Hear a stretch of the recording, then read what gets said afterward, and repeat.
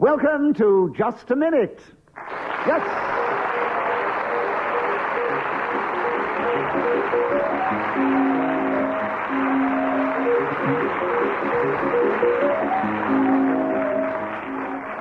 Hello, my name is Nicholas Parsons, and as the Minute Waltz fades away, once more it is my pleasure to welcome the four exciting personalities who this week are going to play Just a Minute. We welcome back two people who play the game a number of times, that is Peter Jones and Paul Merton. We welcome someone who's only played it twice before, that is Stephen Fry, and someone who's never played it before, that is Pete McCarthy. But would you please welcome all four of them? Beside me sits Miriam Jones, who's going to keep the score, and she's going to blow a whistle when the 60 seconds are up. And as usual, I'm going to ask our four panelists to speak in turn, if they can, on the subject that I give them, without hesitation, without repetition, or deviating from the subject on the card. We begin the show this week with Peter Jones. Peter, the subject is Pail. Can you tell us something about that in just a minute, starting now? Well, the best-known pail I can think of is the one that Jack and Jill went up the hill to fetch. Though even as a child, I was very doubtful about whether that was the real reason. I suspected that they were up there for a bit of rumpty-tumpty. Because, after all, water doesn't flow uphill. It tends to descend the incline. Pete McCarthy, you've challenged. Repetition of hill? Yes, you went up that hill a bit too much. Oh, yes. Surely uphill's one word, isn't it? Yes, it is. Absolutely right. Uphill is one word. May have gone uphill, but Pete hasn't played the game before, and I'm going to give it to him for hill. All right? Sure. Pete, you have a point. You have. But if you have such an advantage for never having done it before, what do you think my handicap is for having done it for 28 years? I've no chance at all. There are 38 seconds for Pete McCarthy to tell us something about Pail, starting now. Peter... And the team goes to start. Hesitation. Yes.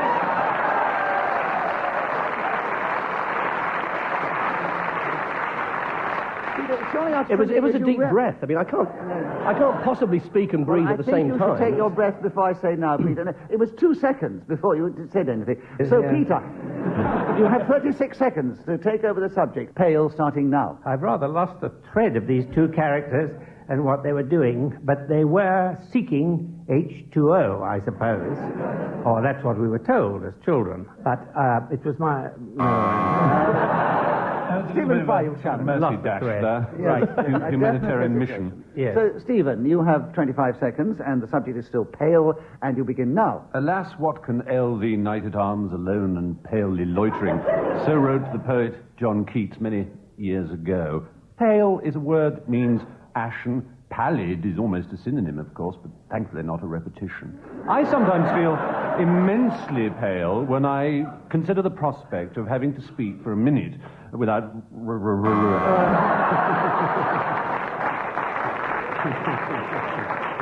Oh, you only had 2 more seconds to keep going, too, Stephen. So, Paul Merton, you've got him with 2 seconds to go. The subject is Pail, and you start now. I woke up the other morning and I looked at myself...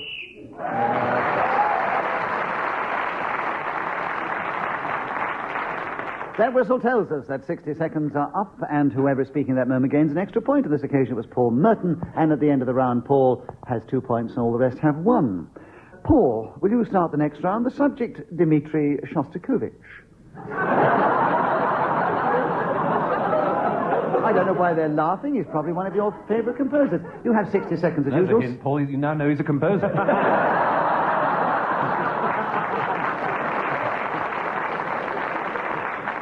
60 seconds, Paul, starting now. Dmitri Shostakovich, like his contemporary Igor Stravinsky, was Russian by birth, and his performance of his marvellous Third Symphony in 1921 stunned the Moscow crowd, who had never heard such marvellous chromatic scales before explored in the world of classical music. Unfortunately, by the time he was at the peak of his powers, which would be round about the 1940s, he brushed up against Joseph Stalin, who at that time was dictator of all the Russias.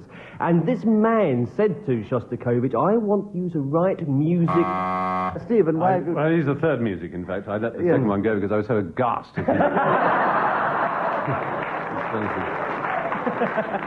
Yes, it was very impressive. I don't know why it's impressive that I should have heard of one of the leading classical composers of the 20th century. What was impressive was the amount of information you packed into the 35 seconds that you spoke. It's all rubbish. But it's the sort of stuff that would impress you.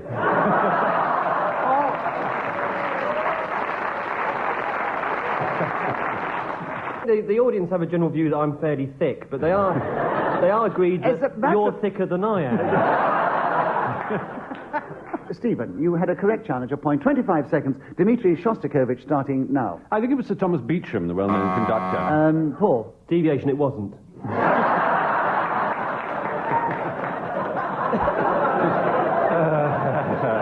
It's a mere rumour. It's a very popular fallacy, but he never did. You never did. He was in a different country. So your challenge presumably is deviation. We enjoyed the challenge, but it was incorrect. Stephen has another point. 24 seconds. Dmitri Shostakovich. Stephen, starting now. The aforementioned baton swinger was asked if he'd ever conducted any Shostakovich, and he said, no, but I once trod in some. He was not a great admirer of that. Paul, challenge. This is deviation, because he actually said it about Stockhausen. He's quite right, you know.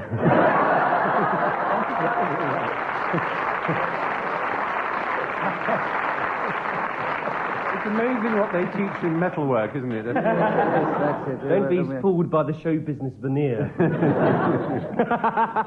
I never thought I'd say those words in anger. Not in that way. 16 seconds. Dmitri Shostakovich starting now. Well, he was this geezer who wrote nice tunes, as far as I can work out, and people used to hear them in the Russian salons And Stephen challenge. It's our second Russian. You did have a Russian before. 11 seconds are left for Dmitri Shostakovich with you. Stephen Fry starting now. Dmitry Shostakovich was born in the latter part of the last century to parents who, as is common with Russians, both possessed fine moustaches.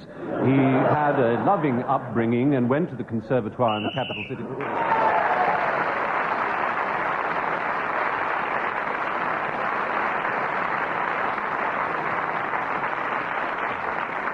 So Stephen Fry was speaking as the whistle went, gained an extra point for doing so, and he's now taken the lead ahead of Paul Merton at the end of the round. And Stephen, it's your turn to begin. The subject, sweets. Will you tell us something about those in this game, starting now? Whenever I book into a fine hotel, I always insist on being given a sweet.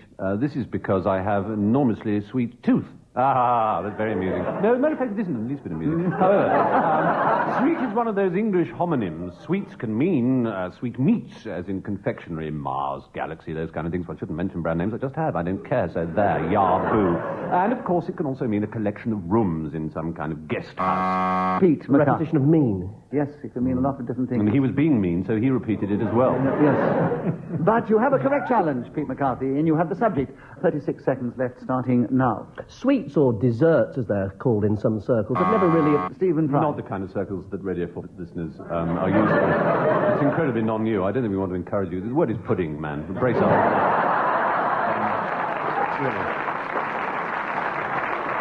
We don't want to bury our nose in the trough of some kind of tenement. What even a challenge? Well, deviation from the proper norms of social Stephen, if we're here to decency. divide the nation over our educational The background, nation's then I think it's a already very sorry divided, day. darling. I was merely drawing attention to the demarcation of the Pete, I disagree with the challenge, so you have a point. You have 33 seconds to continue on sweets, starting now. Or puddings, as they were probably called in the minor public school which Stephen Fry attended, have never really... Stephen challenge. It was a major public school, wasn't it? Yeah. He was waiting for a laugh which rightly didn't I come know. because the audience were horrified. I think the laugh did come, and he wrote it, actually. But, no, I think I'm going to give you the benefit of the doubt, Pete, and say you didn't actually pause there. 27 seconds, sweets, starting now. Are never something that really appealed to me. A little bit of cheese is rather nice at the end of an evening, but something that cloys and gnaws in the stomach until 3 or 4 in the morning is positively beastly. The thought of those currants reappearing in one's nightmares, possibly as the eyes of giant spiders, or the... Stephen Fry, your turn. This is just babble from the sickbed. What he's talking about. I think he has deviated from sweets more onto cheese and... No, I was... he's talking about currants. I was talking about currants that had been... Giving The us an currants electric came in shock. after you've gone Don't through... get currants in cheese, Nicholas. Nicholas, Unless, of course, you go to a minor public school. Seconds. Peter Jones's challenge. You must remember, it's his first time here.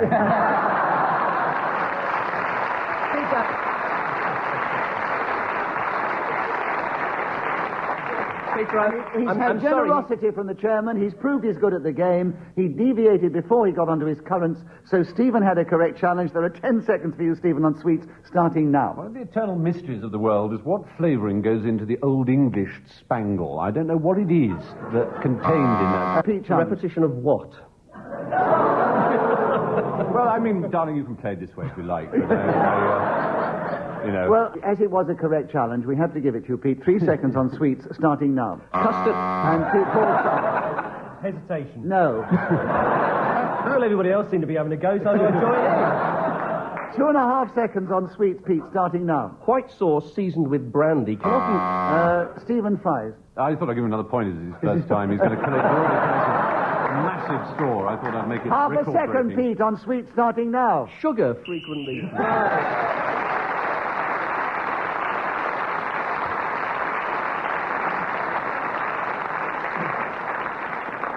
So Pete McCarthy, then, with some help from all the others, gained a number of points in that round, and including one for speaking as whistle went, and has taken the lead. Pete, will you take the next round? The subject, washing up. Will you tell us something about that mundane activity in 60 seconds, if you can? Well, you don't play this game, isn't it? Starting now. Some people may prefer the solitude of an ashram or possibly a Jesuit monastery somewhere in the mountains, but I have... Paul Merton challenge. Deviation from the subject of washing up. No, he is allowed to get on to it. He's only been going for 6 seconds. Oh. They probably do washing up in these mountains and these monasteries up there. So, no, I think that was a little bit sharp. It's a bit tenuous, Nicholas, but thanks a lot. 54 seconds are left. Washing up, Pete, starting now. But personally, I find my greatest moments of spiritual satisfaction and thought-making whilst doing the washing up. When one has one's hands in the hot water with the little lumpy bits at the bottom and is gazing out of the window onto the brick wall, all manner of things flash before the mind. I have been known to... He has been known to hesitate. Yeah. Stephen, correct challenge. 36 seconds. Washing up, starting now. I gaze across at Nicholas Parsons in his blazer, and the phrase, "you're all washed up," crosses my mind. I can't quite remember. Washing up, however, to return to the main theme of the evening, is, of course, one of those awful chores that we're all expected to do. However, I possess a machine which does it for me. She's called Elsa, and she's extremely kind, and she does it for a small amount of money. Peter Jones, a challenge. Hesitation. It's definite You're definite, I just want to tell the audience, in case they think I'm being beastly, that literally it is a machine called Elsa. It's not a woman. That's all I wanted to make that clear. My toaster is called Yes, Terence. we didn't. My microwave is called Matty. Yes. Yes. My lunch is called Nicholas. I'd hate you. Right, 17 seconds for you, Peter, on washing up, starting now. At the end of a magnificent meal, my late mother-in-law used to say, "Now we'll all get up together and we'll all sit down likewise," because she liked people to enjoy washing up at the same time. And when 6 or 8 people all go into the kitchen and they put the dishes into this water, then...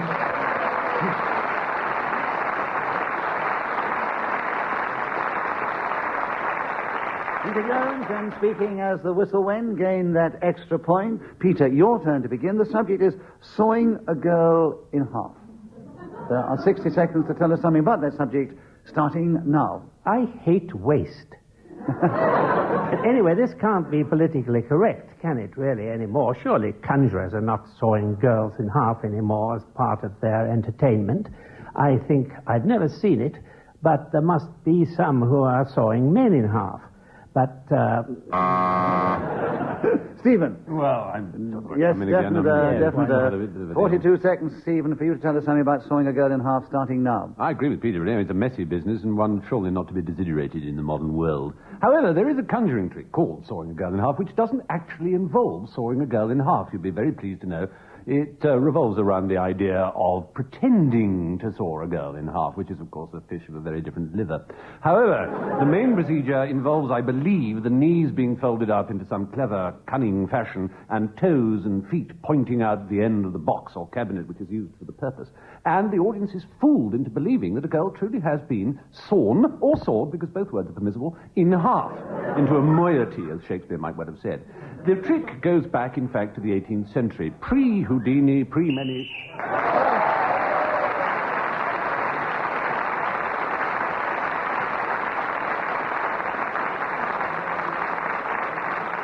So Stephen Fry kept going magnificently on sawing the woman in half until the whistle went, gained that extra point. He's equal with Pete McCarthy in the lead, and in second place equal are Peter Jones and Paul Merton. And Stephen, it's your turn to begin. The subject, keeping the peace.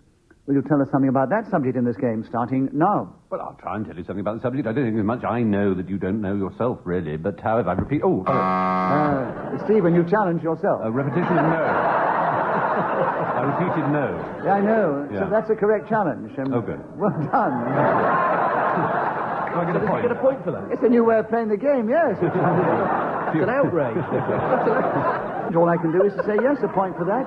Keep the subject, 55 seconds, keeping the piece, starting now. I bought some bird's eye cod pieces. Yes, Peter, not you long challenged. ago. He hesitated. Oh, yes, I did.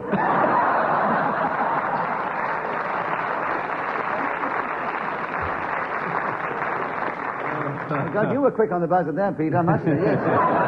52 seconds, but you tell us something about keeping the peace, starting now. Well, I think I'd be an ideal person to keep the peace. I shouldn't bother anybody. Lie in a hammock in the garden with my friends Tom Collins, Johnny Walker, and a few others. And I would be so placid and unaggressive that the peace could go on lasting for 100 years, or as long as I did. But, however, there are other people in the world who are... Stephen challenged. Touch the old. Yeah, there was a touch of the ears there. 31 seconds, Stephen. Back with you, keeping the peace, starting now. The United Nations is said to be a peacekeeping force and contains elements in it which have managed to hold various rickety pieces throughout our recent history, I suppose. However, I do think...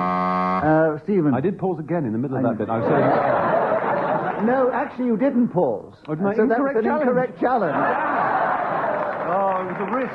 I had to take the risk. You had to take the risk. So you have now given me the With you, Nicholas consideration. Parsons, you have just 11 seconds left on the subject. Starting now. You hesitated. Keeping the peace is one of the most difficult things if you are chairman of Just a Minute. You'll notice that the four active and highly strung and most emotionally excited... You see, yes, you're hopeless. Right. Mostly.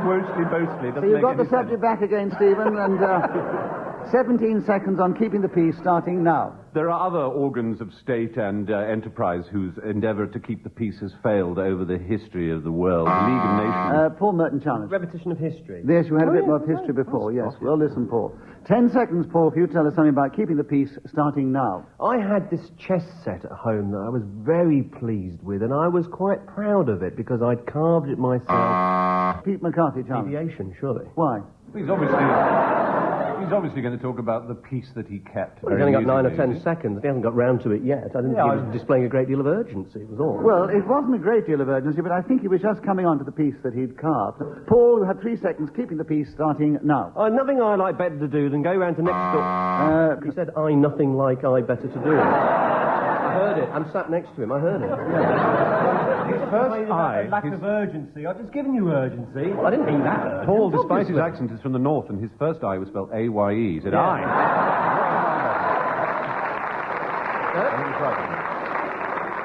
Paul Merton, you have 1 second on keeping the peace, starting now. Huge, great...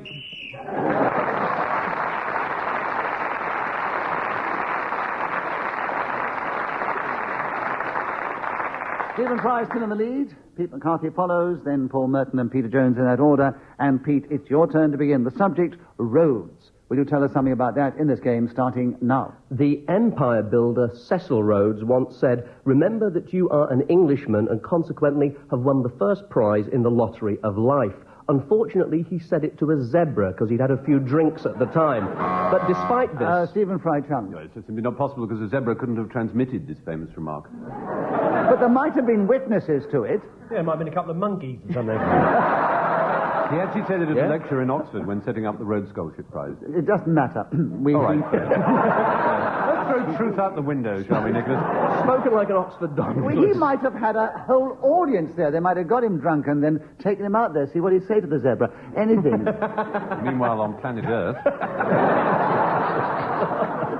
Pete McCarthy, 47 seconds. Rhodes, starting now. So the man's name was given to the country called Rhodesia, which nowadays is known as Zimbabwe. I've only been there once, and by a coincidence, I only know one person. Paul Merton challenge. Repetition of only. Yes, and one. Well done, Paul. 37 seconds. Rhodes, starting now. Well, down the end of my road, there's Nellie Clackett, and she's a wonderful woman because she goes out every morning and sweeps the street outside her own house, and she's... Stephen Fry. the very best suggest he's only talking about one road, not Rhodes, which is on the card. It doesn't matter. I mean, the subject is roads. You can talk about this road, that road, whatever you like. He's talking about that particular road. I'm beginning to hate you, Nicholas. I really am. Never mind. Carry on. What's taken you 28 years? Right, 28 seconds for roads with you, Paul, starting now. Where I live. Stephen challenge, yes. I think he planted that pause in order to give me a point because he knew he was wrong originally. No, I don't think he knew that. Still, it was a hesitation. It was a hesitation. 26 seconds, roads with you, Stephen, starting now. The Colossus of Rhodes, I believe, was one of the great wonders of the world, so-called. There were 7 of those. That was only a single example of the species. The island is between Turkey and Greece and contains many historical and antique venerable memorials. I've never visited Peter, it. you challenged again. It's actually between Turkey and the North African coast. You ought to get an electrician in, Peter. Yeah. Would you press your button? No, Well, Nicholas. press it harder next time, will you? Nicholas, darling. Yes. Angel, baby. I want to know 2 things. 1, my mother is recording this. 2, if you deny me this challenge, I shall devote the rest of my life to hunting you down and killing you. I said that I believed Rhodes was between Turkey and Greece, and that is true. I did believe it. I now no longer do, because you told me it's somewhere else. But that is, I rest my case on that fact. I can say I believe that Cecil Rhodes talked to a bloody zebra, apparently. But I can't say that I believe, in all ignorance, that Rhodes is between Turkey and Greece without leaping down my throat. I never thought you could be so passionate about gaining a point in a game. It's Stephen. justice. It's justice. Another word you probably don't know about, it's called honour. I'll spell it for you. You'll notice he doesn't behave in this bizarre and crazed fashion on the Labour Party advertisements. Peter, I think your challenge was reasonable, even if you believed it. I think technically he was deviating within the rules of just a minute. But stating my belief is deviation. I don't want to interfere with his beliefs. Peter. What are we talking about? We're talking about roads. You have 8 seconds starting now. The roads all around our neighborhood are dug up every day, and they put pipes, tubes, wires, sewers, everything. There's no minute...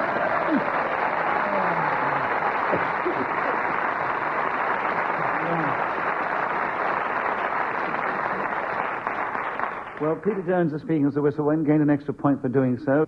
But Stephen Fry, fortunately, is still in the lead. Because that, no thanks to you, honey. And I have this audience here as witnesses to the fact that he's now going to hunt me down and try and kill me. So, I think you can probably get sponsorship if you really...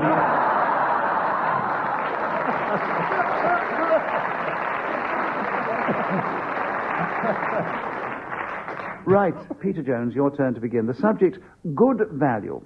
Will you tell us something about that in this game, starting now? Well, as it happens, I think good value, the best value, in fact, in the country today is the radio, because it costs nothing. And it goes on 24 hours a day. You can get foreign stations abroad. You can get the best music in the world.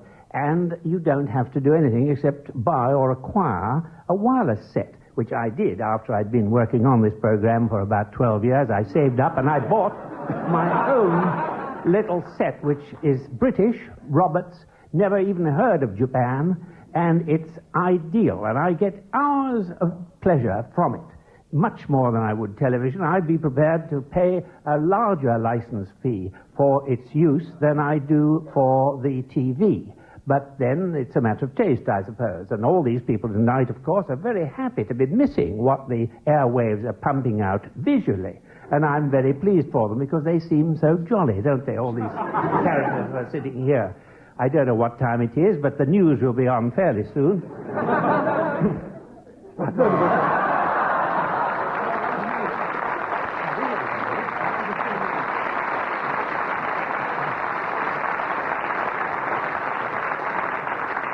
Peter, you went so magnificently for 60 seconds, I was wondering how much longer you could go on, actually, because you actually went for 65 seconds.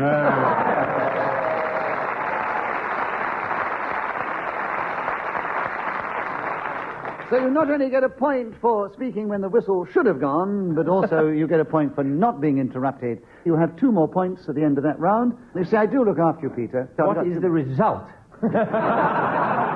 Well, you have moved forward from 4th to third place. Yes, well... Yes. No, there's only 1 point separating Paul Merton, Pete McCarthy, and Peter Jones, but a little way out in the lead is Stephen Fry. And Stephen, this is going to be the last round, and the subject is biceps. Will you start on the subject now? I bought some ceps not long ago from a famous department store in Fortnum & Mason's. They're a kind of fungoid arrangement, a mushroom, really, French, extremely valuable, highly expensive, but delicious in sauces. They were hugely dear, you've no idea. Dried, they came, sort of reconstituted by soaking in water. That was the aim of the thing. Biceps also, of course, probably didn't know this, means a set of muscles in the upper arm. I don't possess a very sound pair of biceps, being a very unfit gentleman. I regard fitness, particular upper body strength, as I believe they call it. Stephen, you challenged I repeated upper. I know you did. So I thought I'd, before anybody else got in. I know. Well, I was a second behind. So Paul got in No, I quicker. didn't. You don't want biceps? No, not really. No. I can't be bothered, I really can't. Killing you, yes, but that I can really get interested in, but... Peter, why you keep challenging? Because he repeated, I can't be bothered.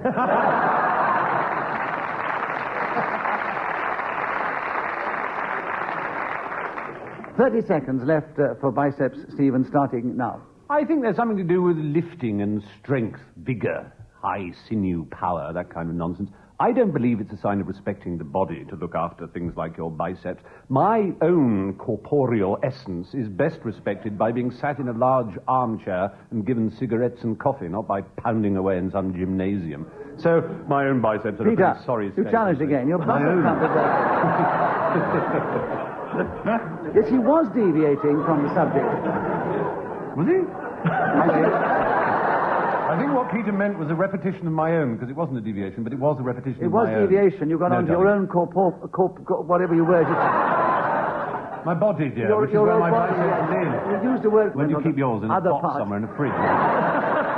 You went on to other parts of your body other than your I biceps. went into the body itself. But he correctly challenged for my own. And 8 seconds, Peter, for you to finish on biceps, starting now. They can be developed if you lift weights all the time, but it's a very tedious business. You have to go to a gymnasium, risk being photographed and having your face...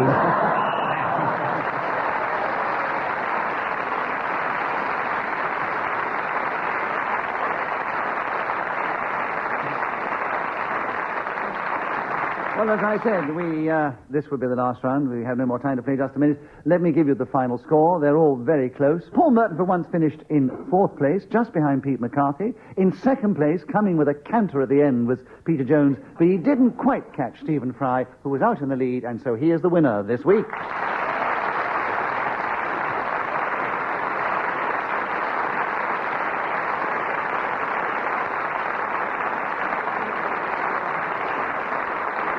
We do hope that you have all enjoyed this edition of Just a Minute. It only remains for me to say thank you on behalf of Peter Jones, Stephen Fry, Paul Merton, and Pete McCarthy. Also Miriam Jones, who's kept the score. The creator of the game, Ian Messiter, our producer, Sarah Smith, and from me, Nicholas Parsons, and all of us here. Thank you for tuning in. Hope you've enjoyed it, and you'll be with us the next time we take to the air and we play Just a Minute. Till then, goodbye.